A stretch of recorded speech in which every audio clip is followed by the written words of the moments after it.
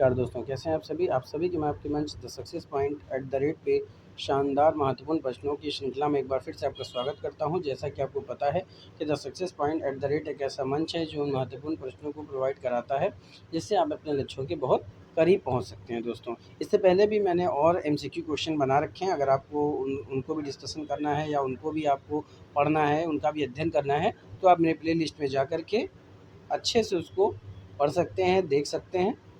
और शुरू करने से पहले गुजारिश है कि इस वीडियो को आप लोग सब्सक्राइब करें, बेल आइकन ऑन कर दें ताकि नोटिफिकेशन मिलती रहे। लाइक करें, कमेंट करें, वीडियो आपको कैसी लगती है कमेंट में ज़रूर बताएं। तो चलिए शुरू करते हैं, जो कि भारतीय इतिहास के अंतर्गत मध्यकालीन भारत पे हमारा डिस्कशन चल रहा है और क्वेश्चनों तक हम लोग ने 75 क्वेश्चनों तक हमने डिस्कशन कर लिया है।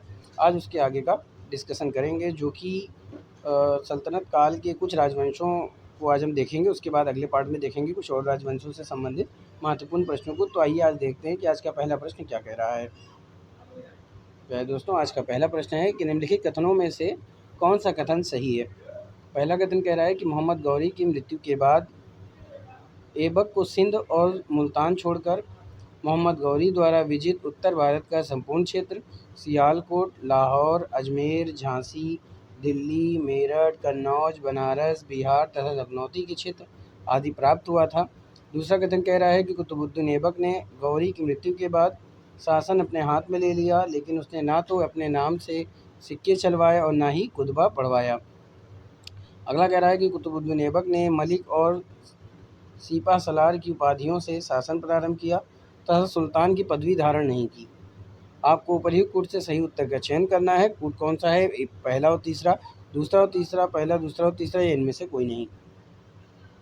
तो दोस्तों, निम्नलिखित कथनों में से जो कथन सही है वो कह रहा है कि पहला कथन क्या है कि मोहम्मद गौरी की मृत्यु के बाद ऐबक को सिंध और मुल्तान छोड़कर मोहम्मद गौरी द्वारा विजित उत्तर भारत का संपूर्ण क्षेत्र आदि प्राप्त हुआ था। ये कथन बिल्कुल सही है। दूसरा कथन है कि कुतुबुद्दीन ऐबक ने गौरी की मृत्यु के बाद शासन अपने हाथ में ले लिया, लेकिन उसने ना तो अपने नाम से सिक्के चलवाए ना ही खुतबा पढ़वाया। तो ये भी कथन सही है। तीसरा कथन जो हम लोग ने पढ़ा था वो क्या है कि कुतुबुद्दीन ऐबक ने मलिक और सिपा सलार की उपाधियों से शासन प्रारंभ किया था, सुल्तान का पद या पदवी धारण नहीं की। तो दोस्तों, ये तीनों ही कथन सही है। तो कौन सा कूट सही हो जाएगा? सी सही हो जाएगा। C is the right answer for this question. अगले प्रश्न की तरफ बढ़ते हैं। अगला प्रश्न क्या कह रहा है दोस्तों? अगला प्रश्न कह रहा है कि निम्नलिखित में से किस शासक ने अढ़ाई दीन झोपड़ा नामक मस्जिद का निर्माण करवाया था। आपके ऑप्शन है बलबन, इब्राहिम लोदी, इल्तुतमिश या कुतुबुद्दीन ऐबक।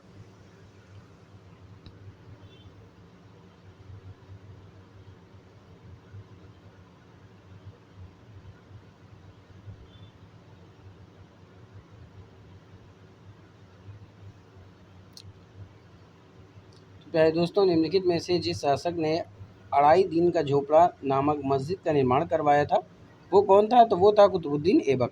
तो आपका ऑप्शन डी राइट हो जाएगा। तो D is the right answer for this question. अगले प्रश्न की तरफ बढ़ते हैं। अगला प्रश्न क्या कह रहा है?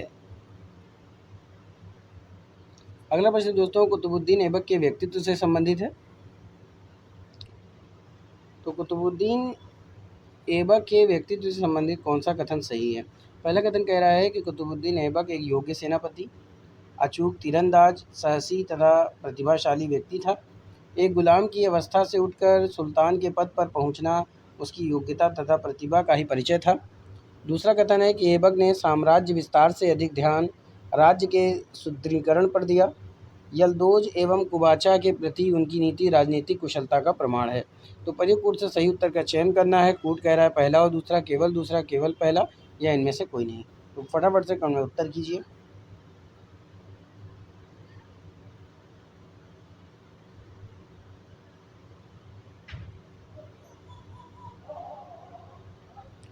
तो दोस्तों, कुतुबुद्दीन ऐबक एक योग्य सेनापति, अचूक तीरंदाज, साहसी तथा प्रतिभाशाली व्यक्ति था।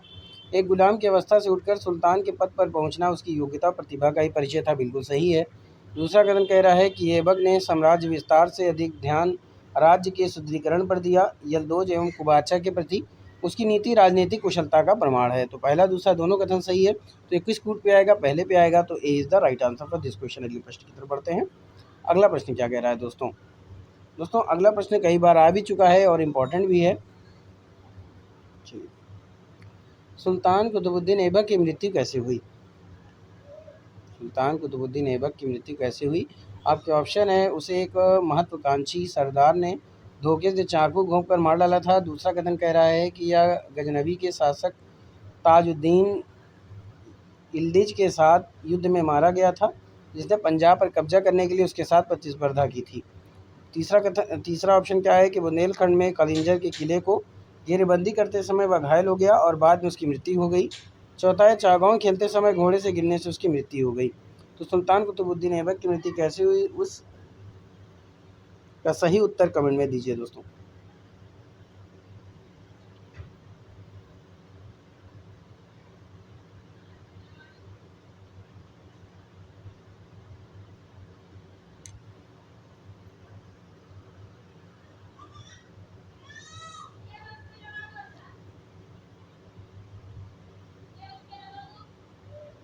तो दोस्तों, सुल्तान कुतुबुद्दीन ऐबक की मृत्यु हुई थी चागांव खेलते समय घोड़े से गिर जाने के कारण। तो ऑप्शन कौन सा राइट हो जाएगा? डी राइट हो जाएगा। तो D is the right answer for this question. अगले प्रश्न की तरफ बढ़ते हैं। अगला प्रश्न कह रहा है प्यारे दोस्तों कि निम्नलिखित में से कौन सुल्तान माफ़ कीजिएगा, निम्नलिखित में से कौन सल्तनत काल के दौरान भूमि की श्रेणी नहीं थी? निम्नलिखित में से कौन सल्तनत काल के दौरान भूमि की श्रेणी नहीं थी? ऑप्शन है इक्ता, खालिसा, इनाम और मनसब। उत्तर दीजिए दोस्तों।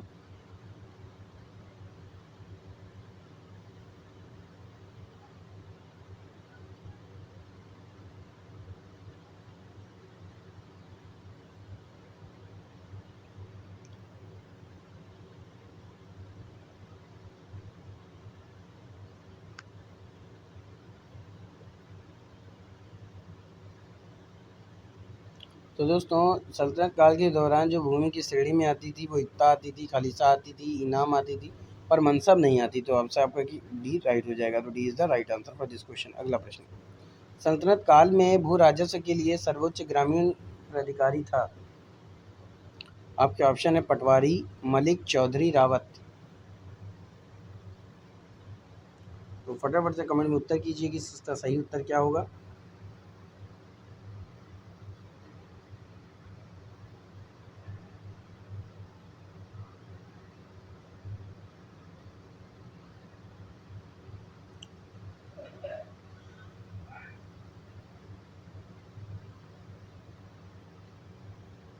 तो दोस्तों, सल्तनत काल में भू राजस्व के लिए सर्वोच्च ग्रामीण अधिकारी होता था चौधरी। तो ऑप्शन सी राइट हो जाएगा। तो C is the right answer for this question. अगले प्रश्न की तरफ चलते हैं। अगला प्रश्न कह रहा है प्यारे दोस्तों कि किस दिल्ली सुल्तान के समय चंगेज़ खान ने भारत पर आक्रमण किया था? प्रश्न क्या कह रहा है कि दिल्ली सुल्तान के समय, किस दिल्ली सुल्तान के समय चंगेज़ खान ने भारत पर आक्रमण किया था? आपको ऑप्शन है अलाउद्दीन खिलजी, मोहम्मद तुगलक, इल्तुतमिश या फिर रजिया सुल्तान।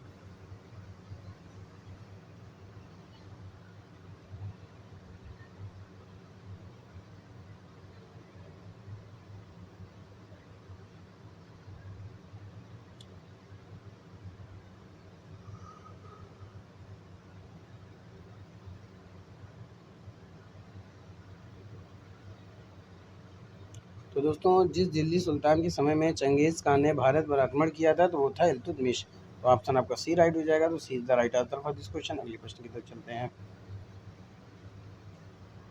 अगला प्रश्न कह रहा है कि निम्नलिखित में से किस शासक ने जित्तल नामक तांबे के सिक्के जारी किए थे? लोग इसको जीतल भी कहते हैं। किस शासक ने जीतल नामक तांबे के सिक्के जारी किए थे?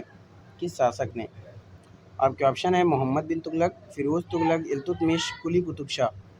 तो फटाफट से कमेंट उत्तर कीजिए कि सही उत्तर क्या होगा दोस्तों। तो दोस्तों, the success point at the rate से आप जुड़ जाइए। The success point at the rate आपको आपके लक्ष्य तक पहुंचाएगा दोस्तों। हमारा लक्ष्य ये है आपकी सफलता। मेरी ईश्वर से प्रार्थना है कि आप सबका सिलेक्शन हो। तो फटाफट से वीडियो को सब्सक्राइब कीजिए और शेयर करते रहिए। तो दोस्तों, किस शासक ने जित्तल नामक तांबे के सिक्के जारी किए थे? मोहम्मद बिन तुगलक, फिरोज तुगलक, इल्तुतमिश या फिर कुली कुतुब शाह।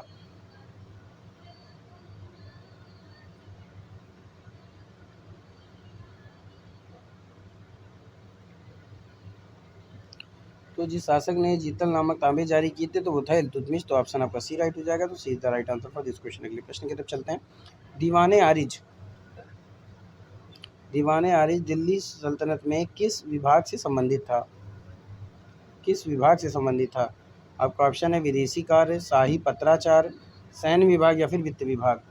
कमेंट कीजिए कि दीवान आरिज दिल्ली सल्तनत में किस विभाग से संबंधित था।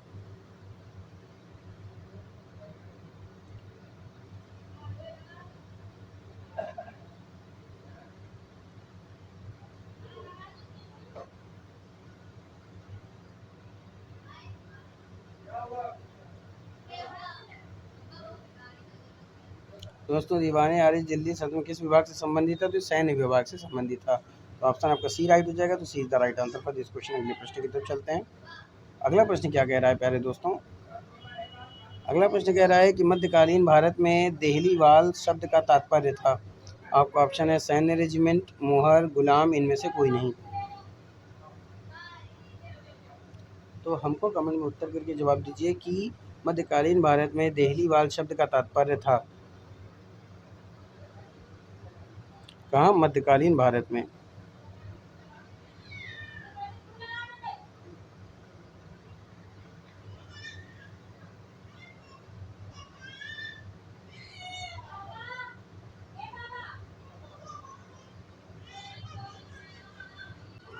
दोस्तों मध्यकालीन की बात है तो मध्यकालीन भारत में देहलीवाल शब्द का तात्पर्य था। दोस्तों देहलीवाल नामक एक सिक्का था, ठीक है। सोहर यानी कि मोहर आप कह सकते हैं कि देहलीवाल शब्द का तात्पर्य था। तो सिक्का, तो देखिए सिक्का इसमें ऑप्शन नहीं है, तो क्या ऑप्शन हो जाएगा? इनमें से कोई नहीं। डी ऑप्शन राइट हो जाएगा। तो D is the right answer for this question. लेकिन दोस्तों आप लोग याद रखिए देहलीवाल शब्द का तात्पर्य किससे है? तो ये सिक्के से संबंधित है। किससे संबंधित है? सिक्कों से संबंधित है। चलिए आगे चलते हैं।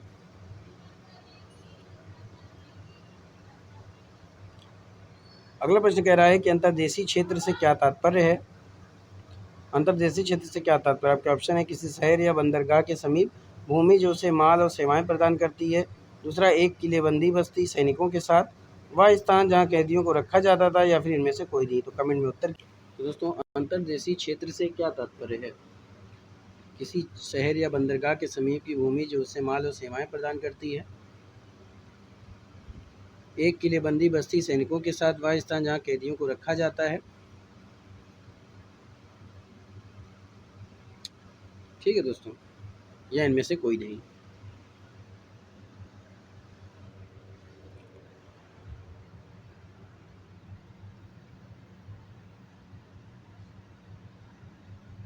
तो दोस्तों अंतर्देशीय क्षेत्र से क्या तात्पर्य? तो अंतर्देशीय क्षेत्र से तात्पर्य है किसी शहर या बंदरगाह के समीप की भूमि जो से वस्तुओं और सेवाओं की आपूर्ति करती है। तो ऑप्शन ए राइट हो जाएगा। तो A is the right answer for this question. अगला प्रश्न, रजिया को दिल्ली सल्तनत की गद्दी से किस वर्ष हटाया गया था? आपका ऑप्शन है 1244, 1240, 1238, 1236।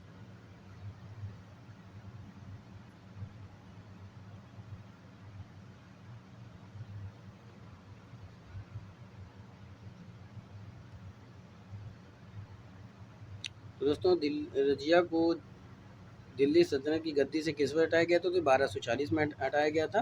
B is the right answer for this question. दोस्तों अगर अभी तक आपने मेरे चैनल सब्सक्राइब नहीं किया है और मेरे चैनल पे नए विजिटर हैं तो आपसे गुजारिश है कि इसको सब्सक्राइब करें, बेल आइकन ऑन कर दें ताकि नोटिफिकेशन मिलती रहे। ज़्यादा से ज़्यादा शेयर करें, लाइक करें। चलिए आगे चलते हैं। और अगर प्रश्नों को देखना चाहते हैं तो आप मेरे प्लेलिस्ट में जा करके हिस्ट्री के अंतर्गत और महत्वपूर्ण प्रश्नों को देख सकते हैं। और अगर वन लाइनर प्रश्नों को देखना है तो आप यूपीएससी आरओ करके एक प्लेलिस्ट बनी हुई है, आप उसमें भी वन लाइनर प्रश्नों को देख सकते हैं। चलिए शुरू करते हैं। दिल्ली सल्तनत के दौरान निम्नलिखित में से किस प्रकार का कर एकत्र किया जाता था? प्रश्न क्या है कि दिल्ली सल्तनत के दौरान निम्नलिखित में से किस प्रकार का कर एकत्र किया जाता था? आपके ऑप्शन है रैयतवाड़ी कर, आय कर, मालवाड़ी कर या फिर खराज कर। एक बार फिर से सुन लीजिए, रैयतवाड़ी कर, आय कर, महालवाड़ी कर या फिर खराज कर।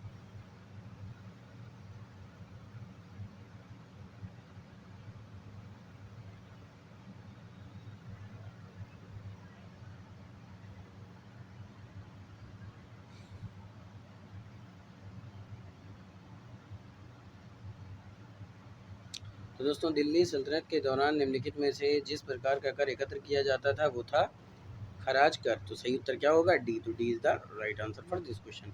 अगला प्रश्न, इल्तुतमिश ने बिहार में अपना पहला सूबेदार किसको नियुक्त किया था? प्रश्न क्या है? इल्तुतमिश ने बिहार में पहला सूबेदार किसको नियुक्त किया था? आपके ऑप्शन है एवाज, नसीरुद्दीन महमूद, अली मर्दन या फिर मलिक जानी। तो फटाफट से कमेंट में उत्तर कीजिए कि इसका सही उत्तर क्या होगा। इल्तुतमिश ने बिहार में अपना पहला सूबेदार किसको नियुक्त किया था?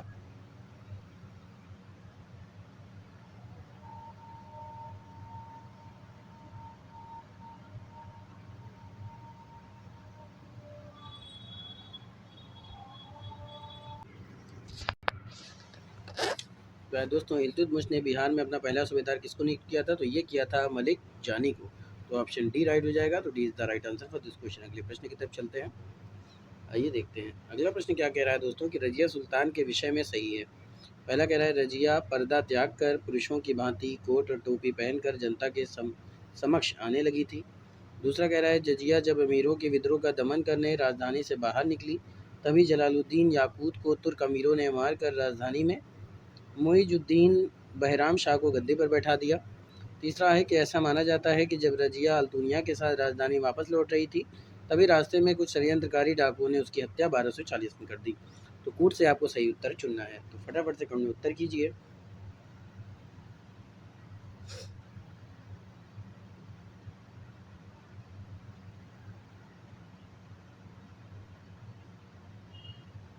तो दोस्तों रजिया सुल्तान के विषय में पहला कथन तो सही है कि रजिया पर्दा त्याग कर पुरुषों की भांति कोट और टोपी पहनकर जनता के समक्ष आने लगी थी। दूसरा कथन भी सही है, रजिया जब अमीरों के विद्रोह का दमन करने राजधानी से बाहर निकली तभी जलालुद्दीन याकूत को तुर्क अमीरों ने मारकर राजधानी में मुइजुद्दीन बहराम शाह को गद्दी पर बैठा दिया।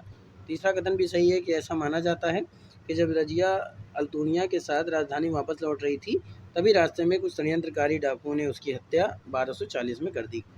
तो आपका सही ऑप्शन क्या हो जाएगा? ए राइट हो जाएगा। तो A is the right answer for this question. अगले प्रश्न की तरफ चलते हैं। अगला प्रश्न दोस्तों कथन और कारण से है। कथन कह रहा है कि अलाउद्दीन खिलजी बाजार की कीमतों को प्रभावी ढंग से नियंत्रित करने में सक्षम था। कारण कह रहा है कि उसके प्रशासन ने व्यापारियों को अनाज जमा करने से रोक दिया था। निम्नलिखित कथन पर विचार करते हुए आपको सही उत्तर देना है दोस्तों।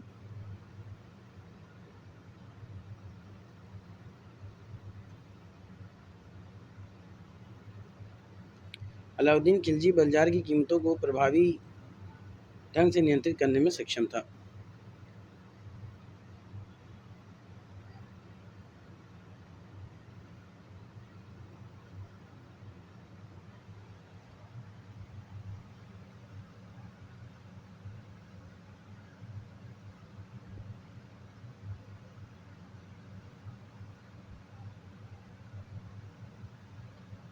अलाउद्दीन खिलजी बाजार की कीमतों को प्रभावी ढंग से नियंत्रित करने में सक्षम था।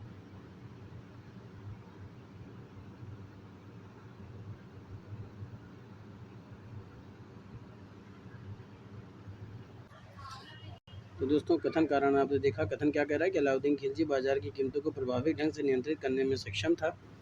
कारण कह रहा है कि उसके प्रशासन ने व्यापारियों को अनाज जमा करने से रोक दिया था। तो दोस्तों ये दोनों कथन और कारण दोनों सही हैं और कारण जो है वो कथन की सही व्याख्या करता है यानी स्पष्टीकरण करता है। तो ये ऑप्शन राइट हो जाएगा। तो ये is the right answer for this question. अगले प्रश्न की तरफ चलते हैं। अगला प्रश्न कह रहा है दोस्तों कि अलाउद्दीन खिलजी की निम्नलिखित विजयों का जो सही क्रम है वो कौन सा है? आपके ऑप्शन है गुजरात, रणथंभौर, चित्तौड़, मालवा।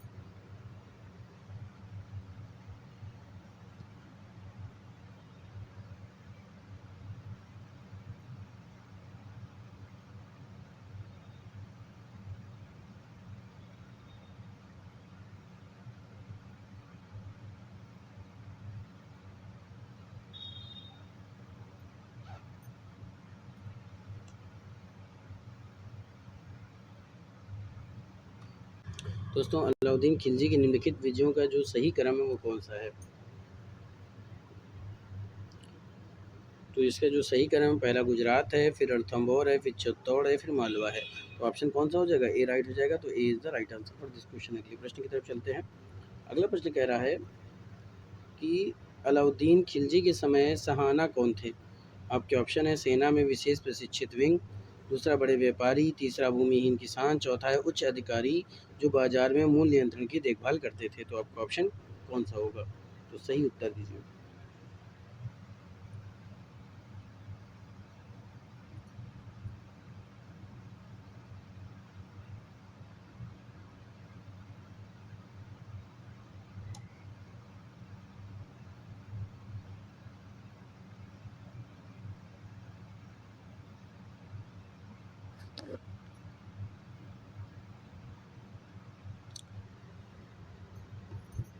दोस्तों, अलाउद्दीन खिलजी के समय सहाना कौन थे? तो ये उच्च अधिकारी जो बाजार में मूल्य नियंत्रण की देखभाल करते थे। ऑप्शन आपका डी राइट हो जाएगा। तो D is the right answer for this question. अगला प्रश्न, दिल्ली सल्तनत के किस शासक ने स्वयं को खलीफा घोषित किया था? आपके ऑप्शन है बलबन, अलाउद्दीन खिलजी, मुबारक खिलजी, मोहम्मद बिन तुगलक। दिल्ली सल्तनत के किस शासक ने स्वयं को खलीफा घोषित किया था?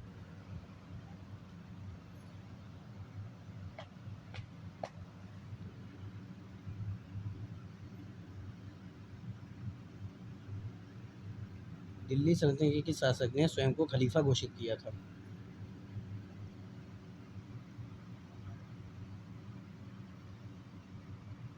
तो दोस्तों, मुबारक शाह, जिसे मुबारक खान भी कहा जाता था, वह अलाउद्दीन खिलजी का एक बेटा था। मुबारक शाह जब 17 या 18 वर्ष के थे तो 14 अप्रैल 1316 को कुतुबुद्दीन की उपाधि के साथ सिंहासन पर बैठे। उन्होंने खलीफातुल्लाह यानी भगवान का प्रतिनिधि शीर्षक धारण किया, जो उनके सिक्कों पर दिखाई देता है। तो किसने अपने आप को खलीफा घोषित किया था? तो मुबारक खिलजी ने। तो ऑप्शन सी राइट हो जाएगा। तो C is the right answer for this question. कब किया था दोस्तों? तो 1316 ईस्वी में, ये भी याद रखिएगा। चलिए आगे चलते हैं। अगला प्रश्न कह रहा है, निम्नलिखित मुस्लिम शासकों में से किसने अपने काल में सख्त मूल्य नियंत्रण प्रणाली लागू की थी? आपके ऑप्शन है इल्तुतमिश, मोहम्मद तुगलक, अलाउद्दीन खिलजी, शेरशाह सूरी।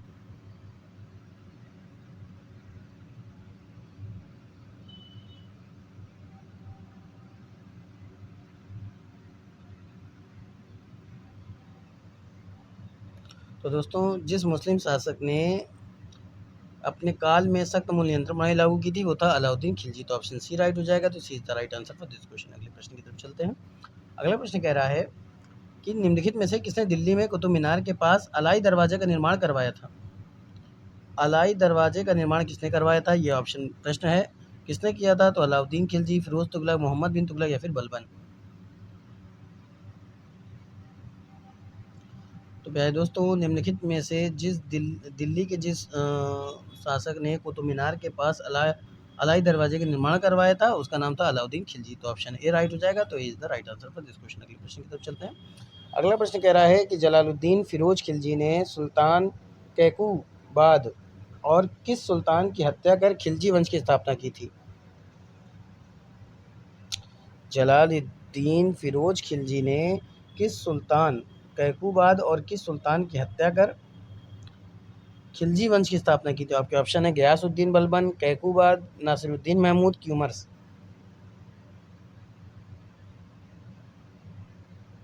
तो दोस्तों, जलालुद्दीन फिरोज खिलजी ने जिस सुल्तान की हत्या कर खिलजी वंश की स्थापना की थी वो थे क्यूमर्स। तो ऑप्शन डी राइट हो जाएगा। तो D is the right answer for this question. अगले प्रश्न की तरफ चलते हैं।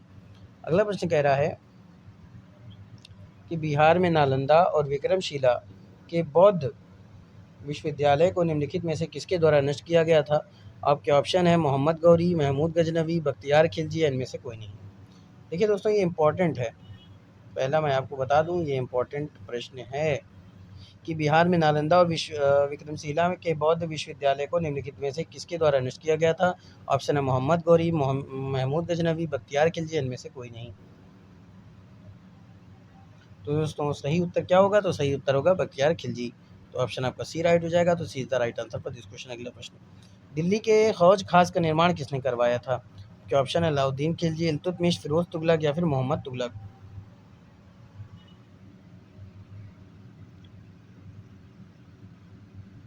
दिल्ली के हौज खास का निर्माण किसने करवाया था?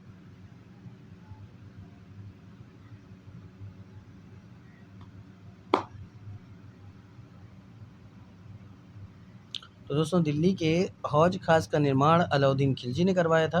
तो is the right answer for this question. और कब करवाया था? तो 1296 से 1316 के बीच में, ये भी याद रखिएगा। अगले चलते हैं। आगे का प्रश्न कह रहा है कि उस सुल्तान की पहचान करें जिसने काजी की सलाह पर शरीयत लागू करने से इनकार कर दिया था। क्या ऑप्शन है? कुतुबुद्दीन ऐबक, अलाउद्दीन खिलजी, महमूद तुगलक या बहलोल लोदी।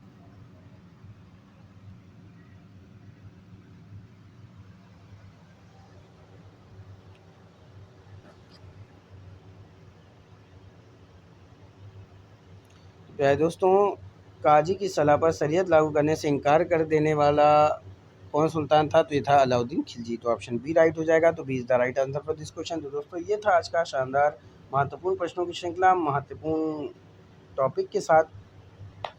फिर मिलेंगे इसी जुनून के साथ। तब तक के लिए जय Hind, wish you all the best.